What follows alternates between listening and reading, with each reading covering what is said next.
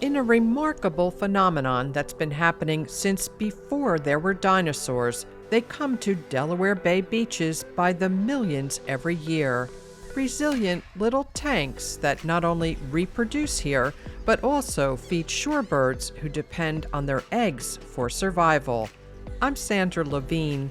We're talking about horseshoe crabs today on Still Time for Joy and how you can give them a hand when they're struggling, and also help keep track of the numbers of this critically important species that's now on the rebound after being decimated by overharvesting in decades past.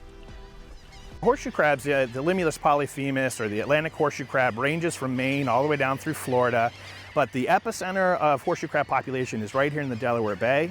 Horseshoe crabs are legitimately weird looking and kind of freaky and are a little off-putting, but once you interact with a horseshoe crab, they're easy to fall in love with. On Thompson's beach, just about as far south as you can go in Cumberland County, New Jersey, Shane Godshall of the American Littoral Society is excited about this amazing annual phenomenon, horseshoe crabs spawning along the shoreline of the Delaware Bay by the millions. Isn't this area the horseshoe crab capital of the world? Yeah, I think that would be a very safe thing to say, yes. There's more horseshoe crabs in the Delaware Bay right now than anywhere else in the known universe. That is a certainty. Horseshoe crab spawning season here takes place predominantly in May and June. The crabs are most active during the high tides of the new and full moon cycles, especially at night. The males start coming up to the shore just ahead of high tide, and they hang out in the water, kind of swimming back and forth, waiting for the females to show up. When the females start coming through, one of the males will latch on with their modified pedipalp. It's a little claw they use to hang onto the back of the female. And then the pair together will swim up to the beach, and the female will start to burrow into the sand to deposit eggs. And she'll lay several thousand at a time. While she's laying her eggs, the male is trying to fertilize those eggs. They use external fertilization, which is aided by the water. So not only does that primary male that's attached to the female have the chance to fertilize the eggs, but so do all the other males that are kind of in the vicinity. So they have what are called satellite males, which will kind of group around the female, and they're all trying to fertilize those eggs simultaneously. Because horseshoe crabs need good habitat for spawning, the American Littoral Society restored this beach a few months ago with 32,000 tons of sand.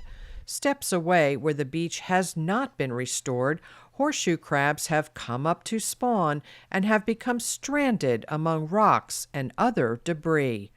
Even on a good beach, they often get stuck on their backs, struggling to right themselves with their tails.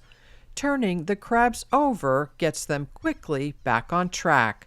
Somehow, they've managed to survive for some 400 million years. They're called what's considered a living fossil. So if you were to find a fossil from 200 million years ago of a horseshoe crab, you would look at it and say, oh yeah, that's a horseshoe crab, just like the one I saw on the beach yesterday.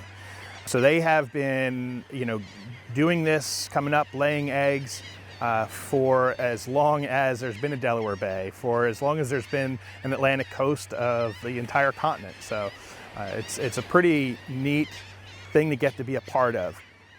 More closely related to spiders and scorpions than true crabs. It's an arthropod. So it's made up of three segments. Its body is the prosoma, the opistosoma, and the telson. Horseshoe crabs are harmless. They won't bite or sting you, and their claws can't hurt you. But more than once in recent history, humans have decimated their populations, first by grinding them to make fertilizer for farms before synthetic fertilizers were developed. Then in the 1990s, fishermen scooped up millions for use as bait before New Jersey established a moratorium in 2008. Even today, pharmaceutical companies catch and bleed live crabs before returning them, using their blue blood with its special coagulant in medical testing. Fewer horseshoe crabs mean fewer eggs, which many animals, including a threatened bird species, the red knot, depend upon for survival. Predominantly what we look for on the beach when we're doing horseshoe crab work are semi-palmated sandpipers, sanderlings, ruddy turnstones, and of course the red knot. And generally when you have a discussion about horseshoe crabs, you also talk about the red knot, because many of them are long distance flyers, so they leave out from South America and they fly for a week straight over water, and they land here in the Delaware Bay because they know this resource will be here. They land on the beach, and there's all these little eggs that are full of fat that they can just walk down and eat at their leisure and build up all their weight, so then they can continue off to the Arctic to breed and lay their eggs, and then continue with the species. To better protect horseshoe crabs and understand their distribution, movement, longevity, and mortality, the American Littoral Society has taken part for 10 years in a cooperative tagging program run by the U.S. Fish and Wildlife Service. So the process for tagging a horseshoe crab is we affix a small plastic tag which has a ribbed pin in it by putting a small hole on the left side of the horseshoe crab's shell. Doesn't really hurt them to put a hole into their shell. And then we affix the tag and we record some data. Is it a male or a female? Were there any injuries? Is there anything of particular note? Sometimes they're covered in shells or grass or something like that. And then we release them. And that's the whole process. While these beaches are closed to the public during the crab spawning season, some conservation groups invite horseshoe crab enthusiasts to help with tagging this time of year, often during high tide at night. It's super fun to do. We have people from all over the place who show up. I mean, come from other states, come from other countries, interestingly enough. It's one of those things, people put it on their bucket list. They want to come out and do it. We welcome everybody. We try to make our tagging program really accessible to be able to join us on the beach. So for us, we get to collect this data, but we also get to engage with all these people. And everybody's wearing headlamps, and we're going up and down the beach and getting some crabs from the water line and tagging them. It's just a really cool project to be involved in and get other people involved in. And then we build that stewardship, which is really important to us. And people love it. People love it. People love it. While the moratorium has helped the horseshoe crab numbers rebound, Godshall says there's a long way to go before the crabs fully regain their critical place in the food web, so they can support as many species of birds, turtles, fish, and other wildlife as they did in decades past. They are really very resilient animals, and if we give them the space and we give them the habitat, they can continue to rebound. And at this point, there's probably enough horseshoe crabs to keep horseshoe crabs making horseshoe crabs, but there's not enough to keep everybody else going, and that's where we're trying to get to. Horseshoe crabs truly bring me joy. They are worthy of our care and consideration. They're terribly interesting. They're engaging critters if you give them a chance. I have 3 little kids. They've all been down on the bay with me, on the beach, flipping horseshoe crabs, tagging horseshoe crabs.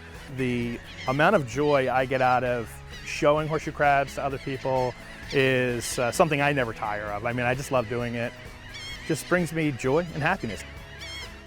To learn more about the nonprofit American Littoral Society's education, advocacy, restoration, and conservation programs, and how to volunteer to tag and monitor horseshoe crabs, visit littoralsociety.org. Volunteers also can go to returnthefavornj.org to sign up to help stranded horseshoe crabs get back on their feet. From the shore of the Delaware Bay in Cumberland County, New Jersey, for Still Time for Joy, I'm Sandra Levine. If you found today's show helpful, please share the information with someone who needs it, and follow Still Time for Joy for more practical tips on weathering life's storms, as well as inspiring stories of people who have turned their pain into purpose. Please consider supporting the work that goes into producing the show on Patreon. Follow Sandra Levine Productions on Facebook and YouTube, and learn more at sandralevine.com.